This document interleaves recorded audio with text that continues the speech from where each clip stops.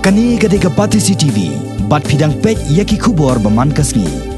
Haka arpun trek mentau nailar, kawai ni kedukan ke bapnya yau yaki kali joka company Maruti, haka ni kanong ba Shnong, kata ke Banalari World Cars, kala Plie sa kawai kasnat dukan dekali sa haka Shnong Umsawkhwan ha Umyam, ke bahap Pori Boy District. Ya kani ke Jaka dukan ke bathamai la Plie da MDC ke Shnong constituency. Ubak Don Kupar Sumer, ringkat ke jiran lang CEO ke Banalari World Cars, ubak GM Lakyang. Urang ba Shnong ubak nong kse, kinong try kani ke showroom, bat kikato kani kinong Shnong kani ke thang. Habakaran kani ke jelang Plie, ubak Don Kupar Sumer ulaong ba ke jingdan kani ke Jaka dekali, kan pensok sipon yaki ba banwan tiat kali. Klem da Don Kamshu banwan keo syadu sar Shnong.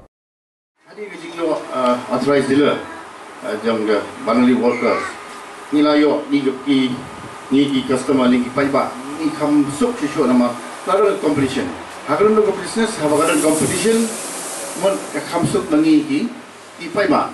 di jaga jing penyar ya ke network jang ni ka Banalari Workers kala na parengki company Maruti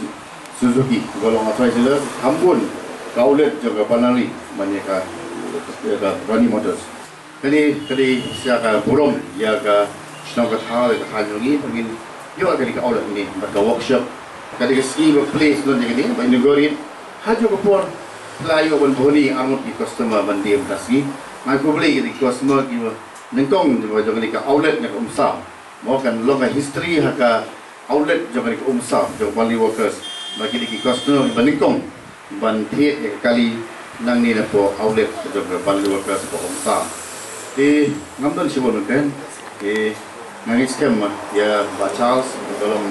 ibadah baik ini ke outlet ni bayi nang nak menpesul ke kau disikan bahaka business lagi buat kumjo mau jadi kesen lagi mereka ya ke tim lagi buat aku